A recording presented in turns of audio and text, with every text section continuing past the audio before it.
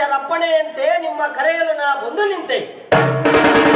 ಆಗ ಅರುಕು ಸೀರೆ ಒಗೆದು ಸೀರೆ ಉಟ್ಟು ಮೈ ತುಂಬ ಹೊದದು ಗಂಡನಪ್ಪಣೆಯ ಪಡೆದು ಆಶೀರ್ವಾದ ಸ್ವೀಕರಿಸಿ, ಆಗ ಪತಿಗೆ ನಮಸ್ಕರಿಸಿ ಆಶೀರ್ವಾದ ಸ್ವೀಕರಿಸಿ ಗಂಗಾ ಮಾತೆಗೆ ಸ್ಮರಿಸಿ ಮುಂದುವರೆಸಿ ನದಿದಂಡೆಗೆ ಧಾವಿಸಿ ಪಂಚರಿಂದ ವಿಷಯ ತಿಳಿದು ಗಂಗಾ ಮಾತೆಗೆ ಕೈ ಮುಗಿದು ಮುಂದುವರೆದು ದೇವ ಮುಂದುವರೆದು ವ್ಯಭಿಚಾರತನ ಒಂದು ಹೊಲೆ ಮಾಯದ ಕಲೆ ಮಾರ್ಮಿಕವಾಗಿ ಹೆಣೆಯೋಬರೆ ನಮ್ಮ ಬದುಕು ಆಸಲಿಕ್ಕುಂಟು ಒದಿಸಲಿಕ್ಕುಂಟು ಸದ್ಗತಿಯ ಸಾಧನಕ್ಕುಂಟು.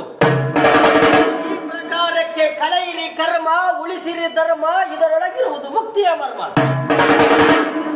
ಸತಿಗೆ ಸದ್ಗತಿ ಮುತ್ತೈದೆ ತನಗೆ ಅಧಿಪತಿ ಇರಲಿ ನಿಮಗೆ ಅದರ ಸ್ಮೃತಿ ಮುಂದುವರೆಸಿ. ಗಂಗಾ ಮಾತೆ ಜಗನ್ಮಾತೆ ಪಾವನ ಪುನೀತೆ ಸಚ್ಚರಿತೆ ಆಲಿಸನ್ನ ಭಿನ್ನಪ್ಪ ಅಳುಕು ಅಂಜಿಕೆ ಇಲ್ಲದ ಮಾಡಿದ ತಾಪ ಅಡಗದು ಇದರ ಜಲದ ತಾಪ ಕೂಡುವುದು ಧರ್ಮದ ಕೋಪ ಮಾಡುವುದು ಸಂಚಿತ್ ಧರ್ಮದ ಲೋಪ. ಎನ್ನ ಪತಿದೇವ ಎನ್ನ ಮೇಲೆ ಬಲು ಜೀವ ಇಟ್ಟಿರುವೆ ಅವನು ಅಚಲ ಭಕ್ತಿ ಭಾವ. ನನ್ನ ಬಾಳ ಸಂಪತ್ತಿಗೆ ಹೊಣೆಗಾರನವ ತೀರಿಸಬೇಕು ಅವನ ಋಣವ.